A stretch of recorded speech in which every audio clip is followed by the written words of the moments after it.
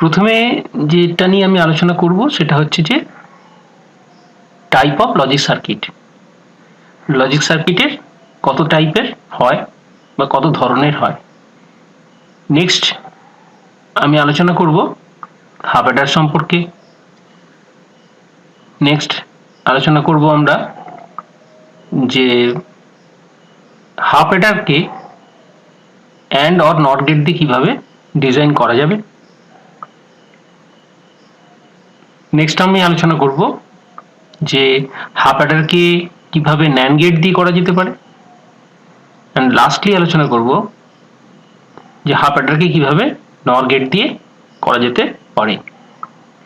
তো আমাদের এই আলোচনার বিষয়গুলো মোটামুটি আজকের এটাই। তাহলে এক এক করে চলো আমরা এটাকে ডিসকাস করে ফেলি।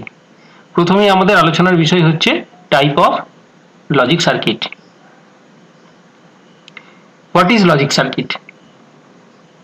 The implementation of a Boolean function or expression through logic gate is called logic circuit. মানে লজিক গেটের থ্রু দিয়ে আমরা যদি কোনো বুলিয়ান ফাংশন বা এক্সপ্রেশনকে আমরা যদি ইমপ্লিমেন্ট করি, বাস্তবায়িত করি, তাহলে যা পাবো সেটাই হচ্ছে লজিক সার্কিট। তার মানে মোদ্দা কথা হচ্ছে কোনো বুলিয়ান ফাংশন বা এক্সপ্রেশনকে লজিক গেট দিয়ে আঁকলে যা পাবো সেটাকেই আমরা বলছি logic circuit. How many logic circuit are in a Boolean algebra? না, মোটামুটি দু ধরনের লজিক সার্কিট রয়েছে। এক হচ্ছে কম্বিনেশনাল লজিক সার্কিট আর দ্বিতীয়ত হচ্ছে সিকোয়েন্সিয়াল লজিক সার্কিট। আমরা দুটোর সম্পর্কেই আলোচনা করব, কিন্তু আমাদের সিলেবাসে রয়েছে কম্বিনেশনাল লজিক সার্কিট, সেই কারণের জন্য সিকোয়েন্সিয়াল লজিক সার্কিটের কথাটা আমরা খুব বেশি আলোচনা করব না, অন্তত এই আলোচনাতে, মানে আজকের আলোচনাতে। এখন কম্বিনেশনাল লজিক সার্কিটটা কি না, কম্বিনেশনাল লজিক সার্কিট হচ্ছে যে কিছু নির্দিষ্ট সংখ্যক ইনপুটের ক্ষেত্রে নির্দিষ্ট সংখ্যক আউটপুট পাওয়া যাবে যে সার্কিটে, তাকে বলছি কম্বিনেশনাল সার্কিট। আর সিকোয়েন্সিয়াল লজিক সার্কিট কোনটা? না, যে লজিক সার্কিটের আউটপুট আবার ইনপুট হিসেবে ঢুকবে যে সার্কিটে, সেটাই হচ্ছে সিকোয়েন্সিয়াল লজিক সার্কিট। এবার আমরা কম্বিনেশন লজিক সার্কিট সম্পর্কে একটুখানি জেনে নেব। তাহলে what is combinational logic circuit? It is a type of digital circuit which is implemented by Boolean circuit where the output is a pure function of the present input only. তাহলে বুঝতেই পারছো, কোনো present input মানে যে ইনপুটটা আমরা দেবো সেই ইনপুটের ভিত্তিতে যে আউটপুট পাওয়া যাবে, কিন্তু সেই আউটপুট কিন্তু আর কখনো ইনপুট হিসেবে ওই সার্কিটে আর ঢুকবে না। তার মানে কোনো নির্দিষ্ট সংখ্যক ইনপুটের ভিত্তিতে যে সার্কিট নির্দিষ্ট সংখ্যক আউটপুট যে সার্কিট থেকে পাওয়া যায় তাকে আমরা বলবো কম্বিনেশন লজিক সার্কিট।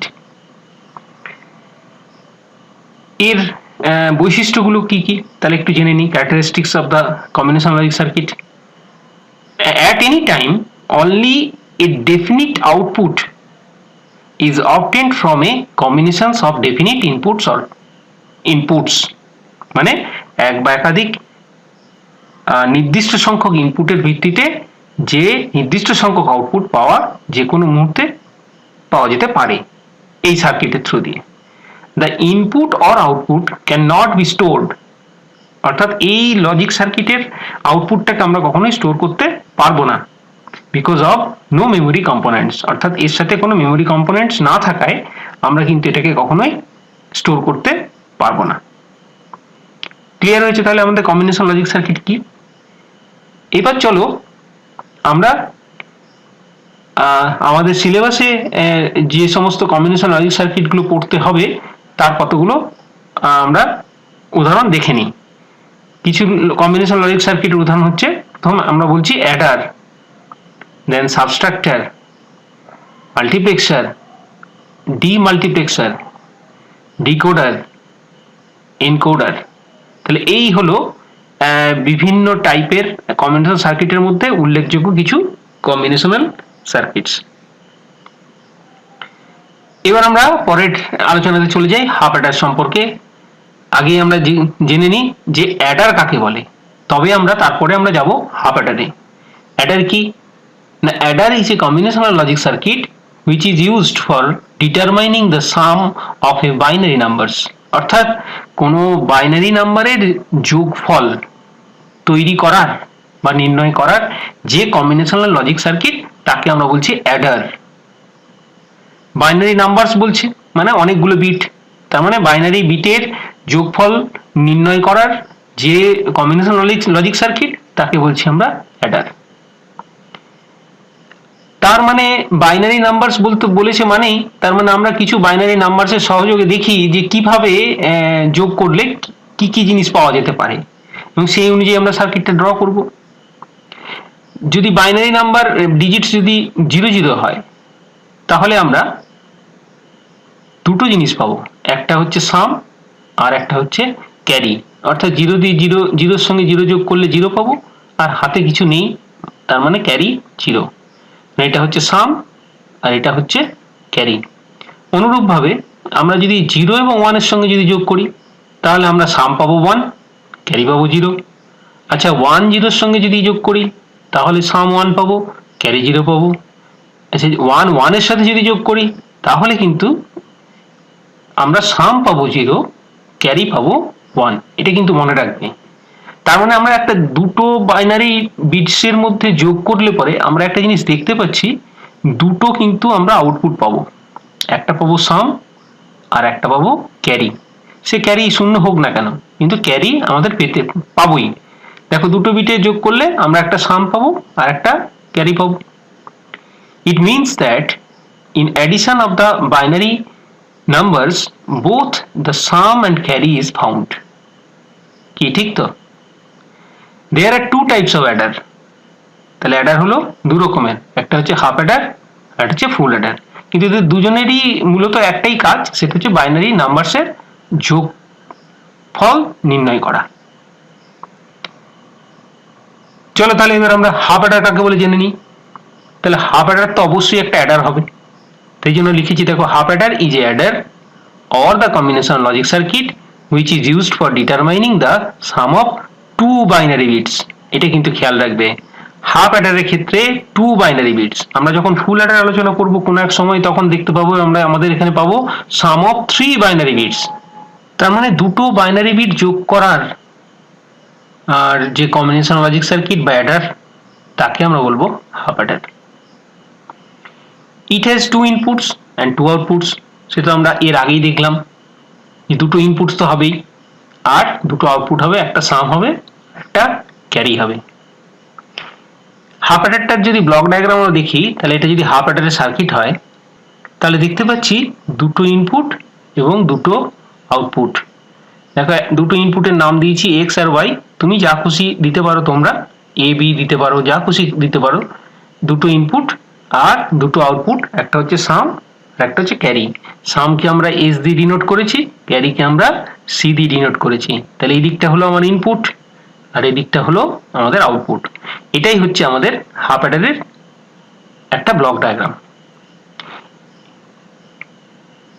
এবার আমরা এই ব্লক ডায়াগ্রামে যে সার্কিটটা আঁকবো কিভাবে সেটার জন্য আমাদের আগে দরকার হাফ অ্যাডারের ট্রুথ টেবিলটা। তাহলে হাফ অ্যাডারের ট্রুথ টেবিল আমরা আগে দেখে ফেলি। তাহলে হাফ অ্যাডারের দুটো ইনপুট বলেছি এক্স এবং ওয়াই, আউটপুট হচ্ছে এস এবং সি, সাম আর ক্যারি। যদি দুটো 0 হয় তাহলে আমরা জানি 0 তে 0 তে যোগ করলে সাম হয় 0, ক্যারি হয় 0, যেটা আমরা পূর্বেই দেখেছি। যদি 0 1 হয় দুটো ইনপুটস তাহলে কিন্তু সাম হবে 1, ক্যারি হবে 0। 1 এবং 0 যদি এক্স আর ওয়াই এর ভ্যালু হয় তাহলে সেক্ষেত্রে আমরা সাম পাবো 1, ক্যারি পাবো 0। কিন্তু যখন বলেছি, বারবার করে বলেছি যে যখন দুটো 1 হয়ে যাবে তখন কিন্তু সাম হবে 0, ক্যারি হবে 1। এখন তার মানে দুটো আউটপুটের জন্য তাহলে দুটো ইকুয়েশন তৈরি হবে। এখন আমরা এর আগেই আমরা ট্রুথ টেবিল থেকে কিন্তু ইকুয়েশন তৈরি করাটা শিখে ফেলেছি। কিভাবে না, আমরা যদি যে যে আউটপুটের ভিত্তিতে আমাদের ইকুয়েশন বানাতে হবে সেই আউটপুটে যেখানে যেখানে 1 বেরিয়েছে কেবল সেইগুলোকে কনসিডার করে কিন্তু আমরা এসওপি তে আমরা কিন্তু কোনো একটা ইকুয়েশন তৈরি করতে পারবো। তাহলে এইখানে 1 বেরিয়েছে এস এর জন্য, আর এখানে একটা 1 বেরিয়েছে, তাহলে আমরা এটাকে কনসিডার করলাম আর এটাকে কনসিডার করলাম। তাহলে এইটা অর্থাৎ এই ক্ষেত্রে 1 বেরিয়েছে কিসের জন্য, না এক্স যখন 0 ছিল ওয়াই যখন 1 ছিল। তাহলে আমরা এটাকে বাইনারি ভাষায় লিখবো কি করে, বুলিয়ান অ্যালজেব্রাতে লিখবো কি করে, না এক্স যখন 0 ছিল দ্যাট মিনস এক্স বার, আর ওয়াই যখন 1 মানে ওয়াই স্বাভাবিক ছিল, তাহলে ওয়াই শুধু ওয়াই, তাহলে X bar dot Y plus এই 1টা বেরিয়েছে কিসের জন্য, না এক্স ডট ওয়াই বার, কি তাই তো? তাহলে দেখো আমরা তাই লিখেছি এক্স বার ডট ওয়াই, অর্থাৎ দেখো এক্স বার, এক্স এর ভ্যালু 0 তার মানে এক্স বার, ওয়াই এর ভ্যালু 1 মানে ওয়াই নর্মাল, তাহলে এক্স বার ডট ওয়াই, তাহলে এটা একটা মিন টার্ম। আরেকটা মিন টার্ম বেরিয়েছে দেখো এখানে এই 1 এর ক্ষেত্রে এক্স এর ভ্যালু 1 আর ওয়াই এর ভ্যালু 0, তার মানে এক্স ডট ওয়াই বার। এটা তো গেল এস এর। আচ্ছা এই যে ইকুয়েশনটা যেটা বেরিয়েছে বা সমীকরণটা বেরিয়েছে, এটা কি চেনা চেনা লাগছে তোমাদের? এর আগে আমরা যখন এক্সঅর গেট আলোচনা করেছিলাম মনে করে দেখো, এক্সঅর এর কিন্তু সমীকরণটি ঠিক ছিল এইরকমই, তার মানে এটা এক্সঅর এর সমীকরণ। কারোর মাথায় বার থাকবে, দেখো এর মাথায় বার আছে তো এর মাথায় বার নেই, আবার এর মাথায় বার নেই তো এর মাথায় বার আছে। যদি এইরকম একটা কোনো সমীকরণ তৈরি হয় তাহলে আমরা বলবো সেটাকে এক্সঅর। আর এক্স নর হবে দুটোতেই বার থাকবে, অর্থাৎ এক্স আর ওয়াই এর দুটোতেই বার থাকবে একদিকে, আর একদিকে কোনোটাতেই বার থাকবে না, সেটা হচ্ছে এক্স নর। তো চলো ঠিক আছে, তাহলে আমরা এটাকে বলতে পারি তাহলে এটা এক্স এক্সঅর ওয়াই।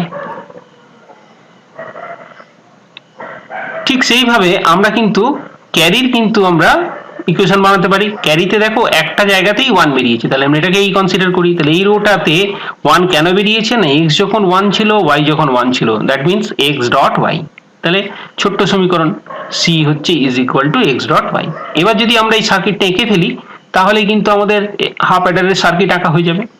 তাহলে আমরা একটা জিনিস পরিষ্কার করে বুঝে নাও যে আমাদের ট্রুথ টেবিলটা যদি আমাদের ঠিকঠাক ভাবে আমরা না করতে পারি তাহলে কিন্তু আমাদের এই ইকুয়েশন গুলো তৈরি হবে না, আর ইকুয়েশন গুলো যদি তৈরি না হয় তাহলে হাফ অ্যাডারের সার্কিটও আমরা বানাতে পারবো না। তো চলো আমরা হাফ অ্যাডারের সার্কিটটা বানিয়ে ফেলি। তাহলে দেখো আমাদের দুটো ইনপুটস তাহলে এক্স আর ওয়াই, এবং এখানে দেখো এক্সঅর অর্থাৎ এক্স এক্সঅর ওয়াই, যেখানে আমরা এস বেরিয়েছে, তাহলে দেখো এটা এক্স এটা ওয়াই, তাহলে তার এক্সঅর হয়েছে, তাহলে এখানে এস বেরিয়েছে। আর C is equal to X dot Y, তার মানে এখানে এক্স আর এখানে ওয়াই, এবং সেটা অ্যান্ড গেটের থ্রু দিয়ে, ডট মানে হচ্ছে অ্যান্ড, তাহলে অ্যান্ড গেটের থ্রু দিয়ে আমরা বেরিয়েছে সি এক্স ডট ওয়াই। তাহলে এটাই গেল হাফ অ্যাডারের সার্কিট। এবার আমরা হাফ অ্যাডারকে অ্যান্ড ডট নট গেটের সাহায্যে আঁকার চেষ্টা করব। সে একই ব্যাপার, তোমাদের ট্রুথ টেবিল ছাড়া তুমি কোনোভাবেই করতে পারবে না। তাহলে আগে ট্রুথ টেবিলটাই আমরা ফিরিয়ে নিয়ে আসি, এবং সেটা থেকেই আমরা কিন্তু আবার আমরা ইকুয়েশনগুলো তৈরি করে নেবো। যদিও আগে একবার ইকুয়েশনটা তৈরি করে ফেলেছি, তাহলেও আমরা আরেকবার ইকুয়েশনটা তৈরি করে ফেলি, এবং সেটা নিশ্চয়ই বুঝতে পারছো যে আমরা কিভাবে ইকুয়েশনটা করব। না এস এর একটা ইকুয়েশন বার করবো, একটা সি এর ইকুয়েশন বার করবো। তাহলে এস এর এখানটায় যেখানে 1 বেরিয়েছে সেটাকে কনসিডার করব, আর এটাকে একবার কনসিডার করব। তাহলে এই কনসিডার করার ফলে আমাদের এস এর ইকুয়েশন দাঁড়াবে দিস। এরপরে কিন্তু আর আমরা এক্সঅর করব না, তাও তোমাদের সুবিধার থেকে লিখে রেখেছি। কিন্তু আমাদের বলেছে অ্যান্ড অর নট গেটের সাহায্যে আঁকতে বলেছে। তাহলে এখানে এইটা হচ্ছে নট, এটা হচ্ছে অ্যান্ড, এটা হচ্ছে অর, তাহলে অ্যান্ড অর নট এটাই আছে। তাহলে এই ইকুয়েশনটা কিন্তু আমরা নেব না, আমরা কিন্তু এই ইকুয়েশনটা নেব। আর সি এর ক্ষেত্রে তো একটাই 1 বেরিয়েছে, তাহলে সেটাতে আমরা সি এর পেয়ে গেলাম এক্স ডট ওয়াই। এবার আমাদের এই উপরের ইকুয়েশনটা আর এই ইকুয়েশনটা এঁকে দিলেই হয়ে গেল অ্যান্ড অর নট গেটের।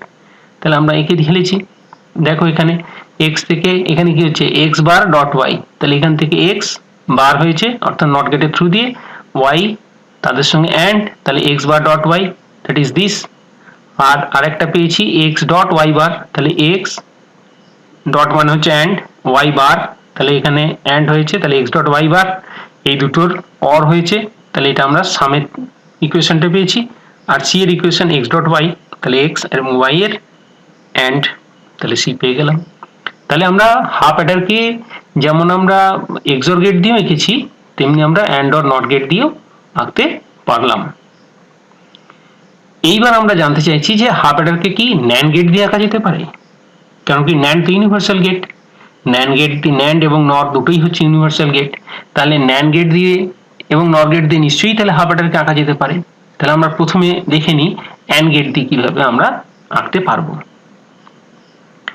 এখানে আমাদের তাহলে এস এর ফর্মুলাটা ছিল এক্স এক্সোর ওয়াই, কি তাই তো? এক্সোরের কি ছিল না, এক্সোরের ছিল তাহলে এক্স বার Y plus x y bar, এটাই হচ্ছে এক্সোরের ফর্মুলা, কি তাই তো? মনে পড়ছে তো? এখন এইটাকে এই ইকুয়েশনটার মাথায় যদি দুটো বার লাগিয়ে দেওয়া হয় তাহলে কি হবে? তাহলে যেটা ছিল সেটাই থাকবে। আমি তো এর আগেও বলেছি কোনো ভেরিয়েবলের উপরে যদি দুটো বার লাগিয়ে দেওয়া হয় তাহলে প্রথম বারটা মানে হচ্ছে এটা কমপ্লিমেন্ট, মানে এটা উল্টো, তারপরে আবার একবার কমপ্লিমেন্ট করে দিলে যেটা সেটা যেমন ছিল তেমনই থাকবে। তাহলে এই ইকুয়েশনটার উপরে আমরা দুটো বার লাগিয়ে দিলাম, তার মানে লাগানো যা না লাগানো তা। এইটা লাগাবার ফলে কি হলো না, ফলে আমরা এই এক্স এই উপরে যেমন বার দুটো আছে কিন্তু আমরা ফলস কিছু টার্মসকে আমরা নিয়ে আসবো আমাদের কমন নেওয়ার সুবিধার জন্য। এক্স বার ডট ওয়াই এর সাথে আমরা ওয়াই ডট ওয়াই বারকে নিয়ে এলাম। ওয়াই ডট ওয়াই বার মানে হচ্ছে জিরো, আমরা জানি এক্স ডট এক্স বার বা এ ডট এ বার মানে হচ্ছে জিরো, আমরা জানি। তাহলে জিরোকে নিয়ে আসা যা আর ওয়াই ডট ওয়াই বারকে নিয়ে আসা তা, তাহলে আমরা এক্স বার ডট ওয়াই এর সাথে ওয়াই ডট ওয়াই বারকে নিয়ে এলাম। ঠিক একইভাবে এক্স ডট ওয়াই বারের সাথে আমরা এক্স ডট এক্স বারকে নিয়ে এলাম, মানে এটাও জিরো এটাও জিরো। কিন্তু এটা নিয়ে আসার ফলে কি হলো, এখানে দেখো ওয়াই কিন্তু কমন যাবে এখান থেকে, আর এখান থেকে দেখো এক্স কমন যাবে, তাহলে কিন্তু যেটা পড়ে থাকবে সেটা উভয়ের কমন। দেখো আমরা ওয়াই কে কমন নিয়ে নিয়েছি, তাহলে এই দুটো থেকে ওয়াই কমন গেলে এক্স বার প্লাস ওয়াই বার, দেখো এক্স বার প্লাস ওয়াই বার, প্লাস এখান থেকে দেখো এক্স কে কমন নিয়েছি, এক্স কে কমন নিলে এখানে y bar plus x bar বা এক্স বার প্লাস ওয়াই বার, যেটাই খুশি করতে পারো, এটা ঘুরিয়ে লিখলেও হতো। এবং তার মাথায় তাহলে দুটো বার আছে। এই পর্যন্ত বুঝতে পারলে? এইবার আমরা এইটাকে এক্স বার ডট ওয়াই বারটাকে এর আগেও তোমাদেরকে দেখিয়েছি, এটাকে ডি মর্গানস রুলে যদি ফেলি তাহলে এক্স ডট ওয়াই এর হোল বার হবে, তাই তো? এটাকে যদি আমরা আবার ভাঙি তাহলে দেখতে পাবো ওটাই পাবো আমরা। তাহলে এক্স ছিল নর্মাল, এক্স বার হয়ে গেল, ডট ছিল এখানে প্লাস হয়ে গেল, ওয়াই ছিল ওয়াই বার হয়ে গেল। তার মানে এইটার পরিবর্তে আমরা কিন্তু ডি মর্গানস ল অ্যাপ্লাই করে এইভাবে লিখতে পারি। তাহলে এটা এইভাবে লিখেছি, আবার ঠিক এটাকেও তাহলে ওইভাবেই করেছি। দেখো এক্স ডট ওয়াই এর হোল বার কেন করলাম, যেটা ন্যান্ড গেট পেয়েছি, এটাও একটা ন্যান্ড গেট পেয়েছি, বুঝতে পারলে? মানে প্লাস থাকা চলবে না, কারণ ন্যান্ড তো চেয়েছে, নট অ্যান্ড, ঠিক আছে? ন্যান্ড এবং তার মাথায় হোল বার থাকতে হবে। এইবার আমরা কি করলাম দেখো, তাহলে এই উপরের একটা বারকে আমরা ভাঙতে চাইছি, তাহলে উপরের একটা বারকে তুলতে গেলে কি হবে, এইটা একটা পদ এটা একটা পদ, তাহলে এই পদটার উপরে তাহলে একটা বার হবে, আর প্লাস ছিল যেখানে সেখানে ডট হবে, আর এটার উপরে তাহলে একটা বার হবে। তাহলে দেখো উপরের বারটা যদি তুলতে চাই তাহলে দেখো এই একটা পদের উপরে একটা বার হলো, আর প্লাসের জায়গায় ডট হলো, আর এই পদটা গোটাটার উপরে আরেকটা বার হলো। উপরে যেমন লম্বা বারটা ছিল তেমন হোল বারটা রয়েই গেল। এই পর্যন্ত বোঝা গেল? এরপরে তাহলে এটাই এই পর্যন্ত, তাহলে এখানে কি হলো, সব কটাই দেখো ন্যান্ড গেট হয়ে গেছে। এটা দেখো ন্যান্ড, এটা এটার সঙ্গে দেখো ন্যান্ড, আবার এটা এটার সাথে দেখো ন্যান্ড, আবার এই দুটো পদের সঙ্গে এটা দেখো ন্যান্ড। কি বুঝে গেল তো? সবই ন্যান্ডে কনভার্ট হয়ে গেছে। ঠিক তেমনি সি এর এবার ইকুয়েশনটাকে যদি আমরা দেখতে চাই তাহলে এর মাথাও দুটো বল লাগিয়ে দিই, তাহলে দুটো বার তাহলে লাগানো যা না লাগানো থা। এবার আমরা এটাকে কি করব দেখো, যে এই এক্স ওয়াই এর হোল বারটাকে যদি আমরা দুবার নিয়ে আসি নো প্রবলেম, কারণ এক্স ডট এক্স মানে হচ্ছে এক্স, তেমনি এক্স ওয়াই যদি একটা পদ হয়, এক্স ওয়াই হোল বার যদি একটা পদ হয় তাহলে X Y whole bar dot X Y whole bar বড় বারের তলায় নিয়ে আসতেই পারি। কি বুঝতে পারলে? সব কটাই দেখো ন্যান্ড হয়েছে, এটাও ন্যান্ড এটাও ন্যান্ড, আবার এই গোটাটাও একটা ন্যান্ডের আওতায় পড়েছে। এবার আমরা ছবিটাকে এঁকে ফেলি। তাহলে দেখো প্রথমে এইটার ক্ষেত্রে দেখো ইকুয়েশনটা দেখলে বুঝতে পারবে, এখানে দেখো এক্স ডট ওয়াই এর হোল বার, এটাও দেখো এক্স ডট ওয়াই এর হোল বার, তাহলে এই এক্স ডট ওয়াই এর হোল বারটা আগে আমরা এঁকে নিই। তাহলে দেখো এক্স আর ওয়াই, আর এইটা দেখো এক্স ডট ওয়াই এর হোল বার, এটা ন্যান্ড গেট হলো। এই প্রথমে এটা ন্যান্ড গেট করলাম আমরা। এইবার দেখো ওয়াই এর সাথে এর আবার একটা ন্যান্ড আছে, এই যে উপরে বার আছে, তাহলে ওয়াই আর তার থেকে এর থেকে যেটা বেরোলো সেটাই আবার একটা ন্যান্ড গেট লাগানো হয়েছে। তাহলে Y dot X dot Y এর হোল বার তার হোল বার। তাহলে দেখো এইটা, এই পদটা আমাদের কিন্তু এইখানে তৈরি হয়েছে। আচ্ছা, এবার এক্স এর সাথে আবার এইটা তৈরি হয়েছে, আবার ন্যান্ড গেট এক্স অ্যান্ড তারপর এটা তার হোল বার। তাহলে আবার এক্স, আবার এখান থেকে একটা নেওয়া হয়েছে এবং তার ন্যান্ড, তাহলে এটা, তার মানে এই পদটা। এবার দেখো এই দুটো পদের আবার ন্যান্ড, তাহলে এই দুটো পদের আবার ন্যান্ড। তাহলে এইটা হচ্ছে আমাদের ফাইনাল রেজাল্ট এস এর। তাহলে এস এর ফাইনাল রেজাল্ট এটা আমরা এখানে পেয়েছি। সি এর ক্ষেত্রে দেখো এক্স ডট ওয়াই এর whole bar dot X dot Y এর হোল বার তার আবার বার। তাহলে এক্স ডট ওয়াই এর হোল বার আমরা এখান থেকে একটা টেনে নিলাম এবং এটা দেখো দুটো ইনপুটকে এক করে আমরা ওটাতেই পাঠিয়ে দিলাম। তাহলে এক্স ডট ওয়াই এর হোল বার, এটা এক্স ডট ওয়াই এর হোল বার তার ন্যান্ড, তাহলে এক্স ডট ওয়াই এর whole bar and X dot Y এর হোল বার তার হোল বার, তাহলে এটা হচ্ছে সি। তাহলে এই পুরো হাফ অ্যাডারটাকে আমরা অনলি ফর ন্যান্ড গেটস দিয়ে কিন্তু আঁকতে পারলাম। আমরা লাস্ট পর্যায়ে পৌঁছে গেছি, যে design the half Eder using the নর গেট। তাহলে ন্যান্ড গেট দিয়ে আমরা দেখেছি, যেমন নর গেট দিয়েও আমরা আঁকার চেষ্টা করব। আবার আমরা এস এর এই ইকুয়েশনটা তুলে নিলাম, এটা মানেই হচ্ছে এটা, সেটা তো আমরা আগেই বারবার বলেছি। তাহলে এইটার মাথায় দুটো ডবল বার দিয়ে দেবো, মানে দেওয়া যা না দেওয়া তো আমি আগেই বলেছি। এইবার দেখো আগের ইকুয়েশনে আমরা যখন ন্যান্ড এঁকেছিলাম তখন কিন্তু এক্স বার ডট ওয়াই এর সাথে কিন্তু ওয়াই ডট ওয়াই বার, অর্থাৎ এইটাকে আমরা এখানে নিয়ে এসেছিলাম আর এইটা এখানে নিয়ে এসেছিলাম। এই দুটো তো zero, x dot x bar মানে zero, Y dot y bar মানে জিরো, কিন্তু এইটাকে আমরা এখানে রেখেছিলাম, এটাকে এখানে রেখেছিলাম। এখন কিন্তু এটাকে উল্টো করে দিলাম, এর সাথে এক্স ডট এক্স বার নিলাম আর এর সাথে ওয়াই ডট ওয়াই বার, অর্থাৎ এর সাথে ওয়াই ডট ওয়াই বার এর সাথে এক্স ডট এক্স বার নিলাম, আর উপরে যেমন দুটো বার ছিল বার থাকলো। এখানে এক্স বারকে কমন নিলাম, তাহলে এক্স বার কমন নিলে ওয়াই ডট এক্স বা এক্স ওয়াই প্লাস এক্স বা এক্স প্লাস ওয়াই। এখান থেকে আমরা ওয়াই বারকে যদি কমন নিই তাহলে এক্স প্লাস ওয়াই। তাহলে দেখো মাঝখানে দুটো কমন হয়ে গেছে, তো উপরে দুটো যেমন বার ছিল বার আছে, তার মানে কি দাঁড়ালো X bar plus Y bar dot X dot Y X plus Y, কি তাই তো? এইটা প্লাস ইন্টু এইটা, তার মাথায় যখন দুটো বার আছে তেমন বার চাপলো। এইবার আমরা এই একটা বার তুলতে চাইছি, তাহলে কি হবে, এইটার মাথায় একটা বার চাপবে, এটার মাথায় একটা বার চাপবে, আর এই ডট ছিল বলে এটাকে প্লাস হয়ে যাবে। তাহলে দেখো এইটার মাথায় একটা বার চেপেছে, এটার মাথায় একটা বার চেপেছে, এখানে প্লাস ছিল, এখানে ডট ছিল, প্লাস হয়েছে এবং উপরে একটা বার এসছে। তাহলে সব কটাই দেখো নরে কনভার্ট হয়ে গেছে, নট অর কনভার্ট হয়ে গেছে। দেখো এটা নর, এটাও নর, আবার এই দুটো মিলেও একটা নর। কি বুঝতে পারলে তো? ঠিক সেরকম সি এরটার ক্ষেত্রে আমরা এক্স ডট ওয়াই পেয়েছিলাম, এর মাথায় দুটো ডবল বার টেনে দিলাম, তাহলে কি রইলো না ডি মর্গানস ল অনুযায়ী আমরা যদি এই বারটাকে তুলতে চাই তাহলে এক্স বার প্লাস ওয়াই বার, তাহলে এটা তো নরে কনভার্ট হয়েই গেল। এইটা একটা এটা একটা তার নর, কি বুঝতে পেরেছো? এবার আমরা এটা ইকুয়েশনটাকে এঁকে ফেললেই হলো। তাহলে প্রথমে এটা যদি করি তাহলে এক্স বার প্লাস ওয়াই বারের নর, তাহলে এক্স বার মানে হচ্ছে একটা নর গেট মানে হচ্ছে এক্স বার, আবার একটা ওয়াই থেকে যেটা নিয়েছি সেটা হচ্ছে ওয়াই বার, একটা নর গেট হলে আমাদের নট গেট হয়, এটা আমরা জানি। তাহলে এবার এই দুটোকে যখন আমরা নর করব তাহলে এক্স বার প্লাস ওয়াই বার তার নট, তাহলে এইটাও বেরোলো। আচ্ছা এক্স প্লাস ওয়াই এর হোল বার, তাহলে এক্স প্লাস ওয়াই তার নর মানে হোল বার।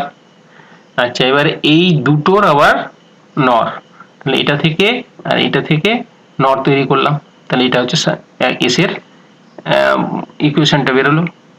আর সি এর ক্ষেত্রে কি বলেছে না এক্স বার প্লাস ওয়াই বারের হোল বার, তাহলে এক্স বার প্লাস ওয়াই বার তো এইখানে আছে হোল বার, এই যে এইটা, তাহলে এখান থেকে আমরা টেনে এটাকে সি হিসেবে দেখিয়ে দিলাম। তাহলে বুঝতে পারছো যে আমরা হাফ অ্যাডার দিয়ে হাফ অ্যাডারকে আমরা মানে হাফ অ্যাডারটাকে ন্যান্ড গেট দিয়েও আমরা আঁকতে পারবো, নর গেট দিয়েও আঁকতে পারবো, বেসিক গেটস দিয়েও আঁকতে পারবো এবং আমরা ওর নিজস্ব ইকুয়েশন দিয়ে আঁকতে পারবো।